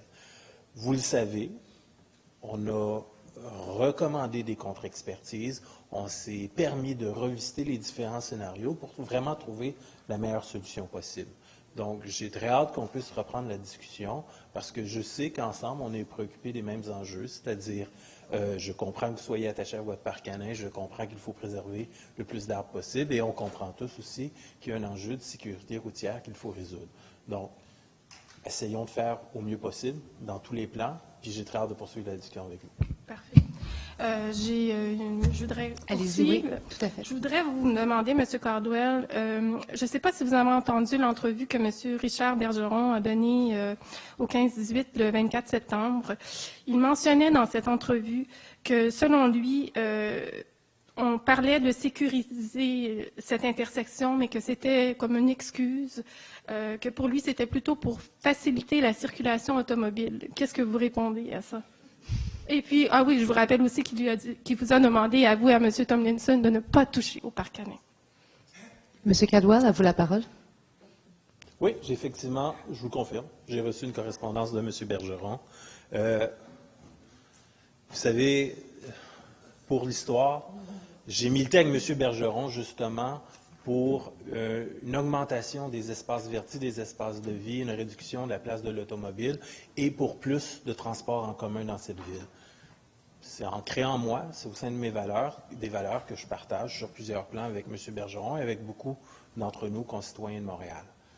Bien entendu que si c'était aussi grossier que ça n'aurait aucune allure. Mais c'est pour ça, vous pourrez le constater nous-mêmes lorsqu'on aura la discussion autour des plans. Parfait. Vous pouvez le constater vous-même. Merci. Merci de votre temps. Merci. Bonsoir. Merci beaucoup. Bonne soirée. Merci. Alors, la personne à la question 26 ainsi que 27 et 28 ont désisté, donc ne poseront pas leurs questions. J'invite maintenant Mme Lynne Dubé à rentrer dans la salle du Conseil.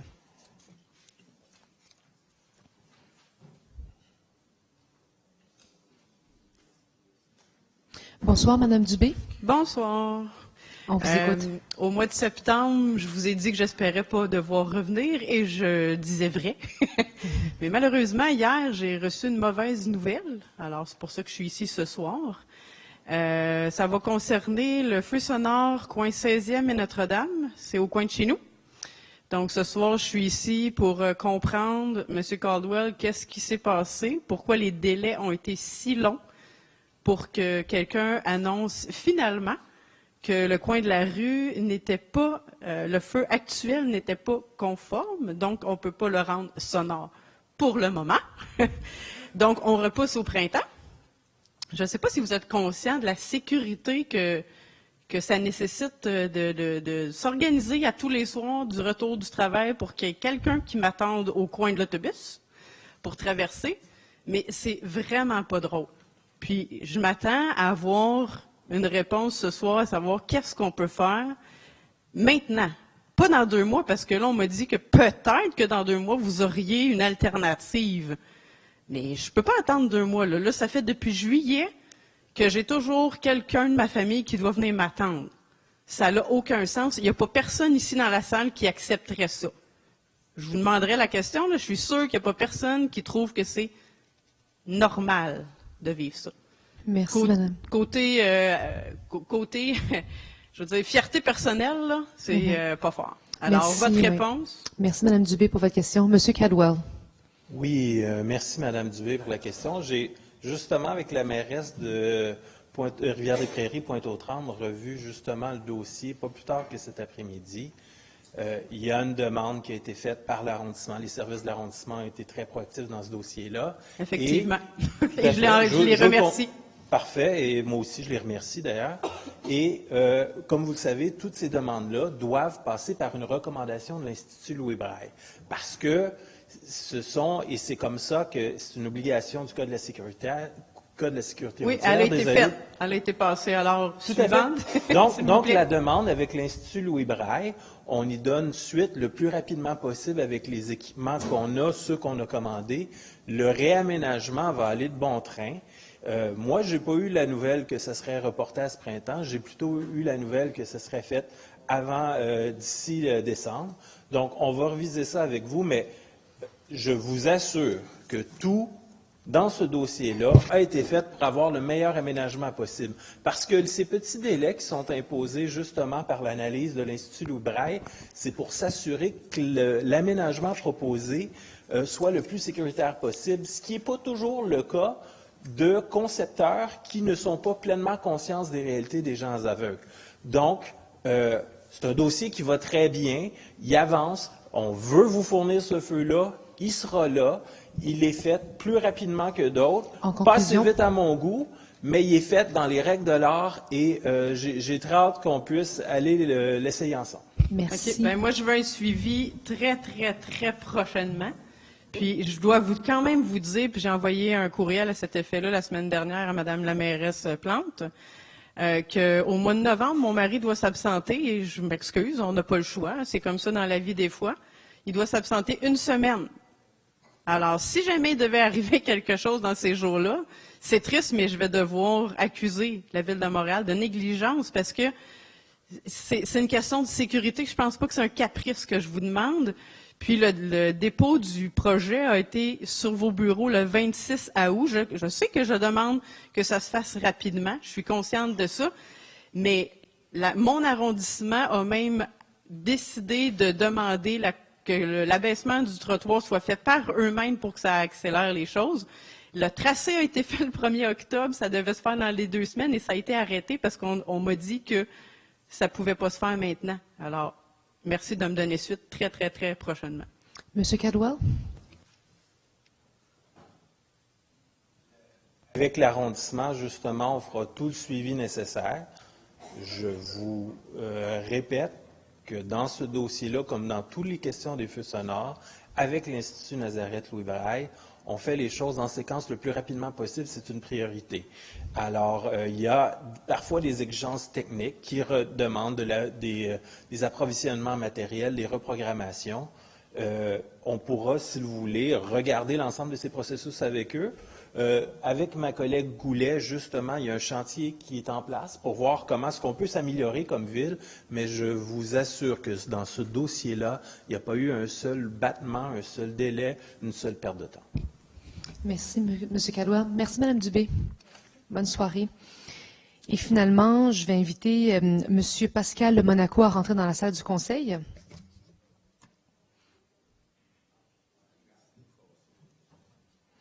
Bonsoir, M. Monaco. Bonsoir. Je tiens à vous remercier. Je sais que d'habitude, à 8h30, c'est terminé. Merci beaucoup. Ma question, je reste à Saint-Léonard. Puis à Saint-Léonard, pour qui reste là, vous savez qu'il y a des problèmes d'égouts, des refoulements des égouts. Ma question, c'est pour la mairesse Plante. Demain soir, on a une réunion à Saint-Léonard. J'aimerais l'inviter, si ça n'a pas été fait déjà, de venir puis nous soutenir. Puis je représente beaucoup de citoyens à Saint-Léonard présentement. Merci pour votre question. Madame la mairesse, à vous la parole. Merci beaucoup pour l'invitation. Je tiens à être franche avec vous. Je ne serai pas avec vous demain. Je vous remercie. Mon agenda souvent est décidé plusieurs semaines d'avance, mais sachez que ce n'est pas mon absence qui va faire en sorte que le travail ne sera pas fait. C'est un problème qui est là depuis très, très longtemps. Puis nous, on va s'en occuper. Alors, on va trouver des solutions avec vous. Mon collègue, M. Ouellet, sera là. Vous aurez une question, il n'y a pas de problème. Je vous laisse la parole. Mais voilà, je voulais seulement vous remercier pour l'invitation. Merci. Merci. Avez-vous une deuxième question, M. Monaco? Oui. C'est encore pour qu'est-ce que Mme Plante, la mairesse, m'a dit. Ça fait 46 ans que ça dure, Mme Plante. Je sais que vous n'étiez pas là. Je ne vous blâme pas non plus. On est complètement à bout. OK? Je peux vous montrer des photos. Le 21 juillet, j'ai eu 3 pieds d'eau dans mon sous-sol. Puis le 1er octobre, encore 3 pieds d'eau. J'ai perdu mes locataires présentement. C'est dans un 5 plaques, j'ai perdu 2 de mes locataires. Merci, M. Monaco. Madame la mairesse? Écoutez, vous comprendrez que j'entends votre désarroi, puis honnêtement, vous l'avez dit, j'étais pas là, mais au final, là, je le suis. Donc, moi, je peux pas excuser pourquoi ceux qui étaient au pouvoir à l'époque et avant moi n'ont pas bougé. Ça fait des années que c'est connu, les différents problèmes. Je vous cacherai pas non plus que ce n'est pas simple parce que le territoire doit s'adapter à, justement, ces changements climatiques-là qui nous rappellent de façon beaucoup plus violente et fréquente comment ça va se passer dans les futures années, mais on doit rendre notre territoire plus résilient. Je ne vous cacherai pas, ce n'est pas une facile, là, mais ça ne sera pas par économie on va vraiment essayer de trouver des solutions. Ça va demander de la planification, ça ne sera peut-être pas une solution qui va s'appliquer demain matin, mais je peux vous assurer on est en mode solution, définitivement. C'est parce que il faut impliquer aussi les provinciales puis fédérales. Mais je suis d'accord avec vous, puis pour être honnête, et là, je comprends que ça peut être loin là, de la situation très... vous le vivez au quotidien ou de façon saisonnière, mais la raison pour laquelle les pourparlers que j'ai avec le gouvernement provincial et fédéral à aller chercher des millions et des millions pour rendre notre territoire plus résilient ou de pouvoir... aider les résidentes à justement mieux préparer ou en tout cas, solidifier leur maison ou autre, ou comment les entrées, les trottoirs. Il y a tellement de choses à réfléchir. Mais je sais que ce que je vous dis, c'est très à ce niveau-là, alors que vous, ce que vous le vivez, là, en conclusion, c'est très terrain, mais sachez nous serons là demain avec vous pour en discuter. Merci beaucoup. Merci, M. Monaco. Alors, la dernière personne s'est désistée. Alors, ceci termine la période de questions du public. Merci pour votre participation. Bonne soirée.